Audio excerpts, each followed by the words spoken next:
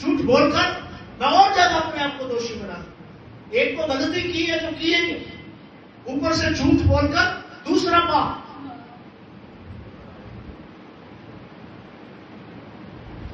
और ज्यादा दर्द का कारण बनता है। हालेलुया। सो हमेशा जब भी प्रभु के सामने आए, सच्चे हृदय से अपनी गलतियों को, अपने अपराधों को, अपने पापों को उसके सामने माने।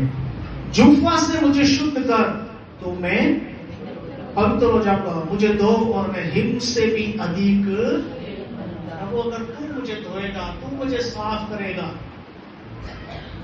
तू रगड़ कर मुझे अगर धो देगा तो मैं बर्फ से भी ज्यादा सफेद हो जाऊंगा, इतना पवित्र हो जाऊंगा। तू करेगा और तू ही कर सकता है।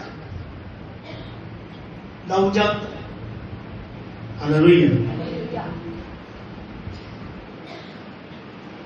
9 वचन में कहता, अपना मुख मेरे पापों की ओर से फेर ले और मेरे सारे अधर्म के कामों को। अपना मुख मेरे पापों की ओर से।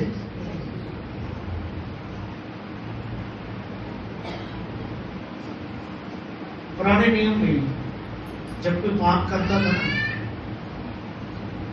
तो प्रभु के सामने आकर किसी जानवर को वो बलि करता, और वो जानवर उसकी आंखों के सामने बलि किया जाता, ताकि इंसान को ये एहसास हो, महसूस हो कि पाप मैंने की है, गलती मैंने की है और ये मर रहा, ये तड़प रहा। उसके सामने उसको मारता, ताकि इंसान को ये महसूस हो कि मुझे इसी तरह काटा जाना था, मुझे इसी तरह तड़पना था, मुझे इसी तरह मरना था, मेरे पाप की सजा ये, और ये बेचारा जानवर मर रहा।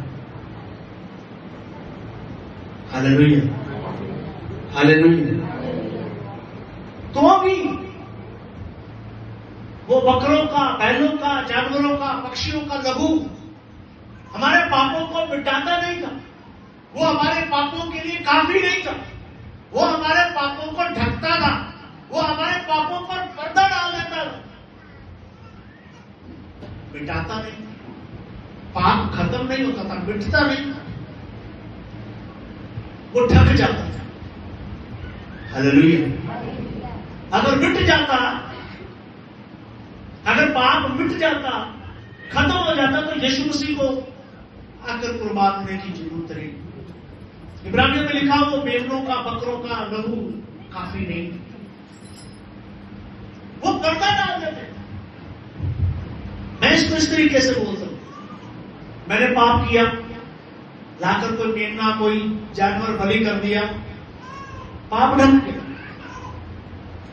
लेकिन फिर जाकर मैंने कोई घोर गुनाह कर दिया, पाप फिर हो गया। वो पाप होने से जो पहला पाप किया था ना, वो भी पर्दा हो जाता। आप खुद सोच कर देखो,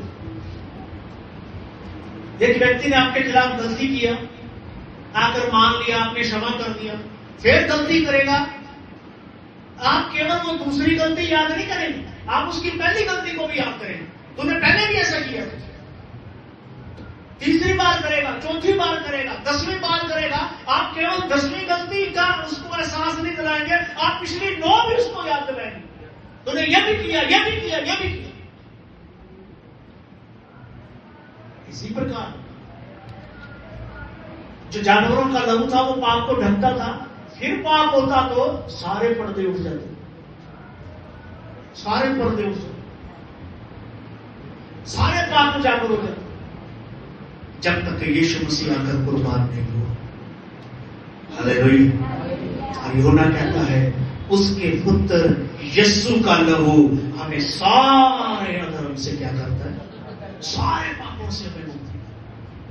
वो है यीशु का लहू जो हमारे पापों को मिटा देता, खत्म कर देता, और इस तरीके से मिटाता है, इस तरीके से हमें वॉश करता, हमें धोता है, साफ करता है। वो दोबारा कभी याद नहीं आते, उनका निशान भी नहीं रहता। Hallelujah, hallelujah.